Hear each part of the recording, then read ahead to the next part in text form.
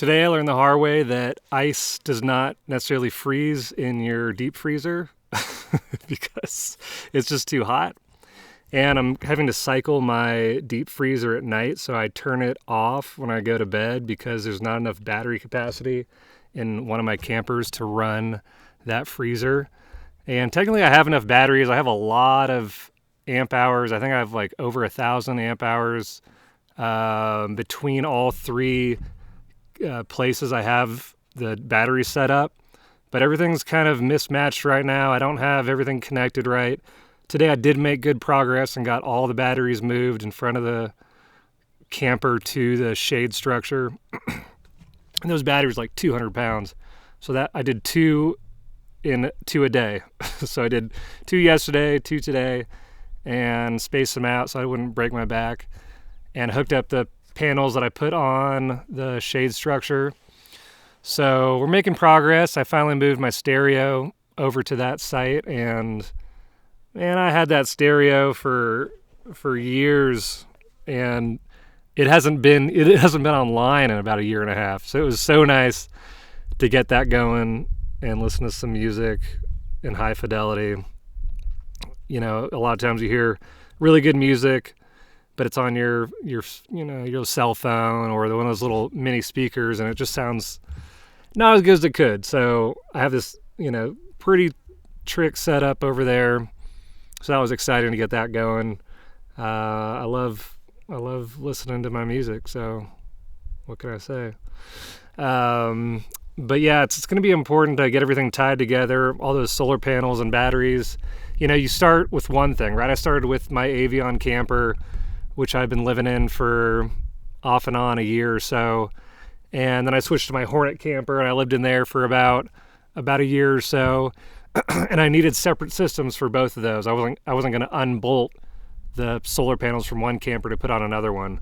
So I had 2 systems already going, and then I did a work trade for another batch of panels, and that better matched my battery array. So I installed all that together and put it on the shade structure. So I'm trying to be a little more permanent rather than have all these random temporary things going on. I'm trying to have a little more permanence. So that shade structure now has all the batteries behind it. It has my stereo. It has the solar panels up there. And I'm going to put even more solar panels up there because it can fit a second array. So that'll be good. I still don't think I'm in the realm of AC. I don't know why. I feel like I'm so naive sometimes. Like, you look at the amount of electricity it needs I have, and I just think that I can add AC willy-nilly, and it would require double the system. So I'm gonna sweat my ass off. That's okay. I'm in the desert. I came here for a reason. I'm not gonna act like I need the city luxury of an air conditioner right now. And again, it's just April, so check in 2 months and I'm sure it'll be different, because humans are really bad at predicting future behavior, including me. So I might just get that. But it was nice to do that, and I feel like I'm on a roll. I feel like I got a little mojo back somehow in this past week, and I'm just getting things done.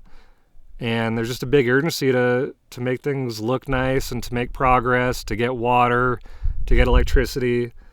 And for a while, I feel like I was just settling in here and trying to figure everything out. And I feel like I've figured most things out. I'm not seasoned to the desert by any means. I'm not saying that I'm wise in that way, but I've figured out where to get water, how much electricity I need, what kind of food I need, what I'm going to do to enjoy my time here. So it's definitely moving along, although I do feel a bit bipolar in the sense that my neighbor came by today, and I was bitching about not having a woman here. And so he got a good laugh out of that, because he's rolling solo too. So, like, if I wanted to be a hermit and sit in the mountains and shoot at Aoudad and whatever, just kind of live that recluse lifestyle, I could do that. But I have bigger dreams. I don't want to just subsist off the land. I want to grow food. I want to build beautiful things. And so, having someone else here, I think would really help. But I'm not going to be spiteful in that way. I'm not going to spitefully seek out someone to fill that role. I'm going to let that happen as it may. If it's going to happen, who knows? But I could just see someone being here helping out so much. And it's not just about the help. It's about the camaraderie. It's about the fun. It's about the laughs. It's about the love. And I think that those things are all great additions to a homesteading lifestyle. I've done homesteading before, not for very long, but I did it for a bit. I'll talk more about that someday. But I feel like I put something on one of the camper stoves and it's burning, so got to go check on that.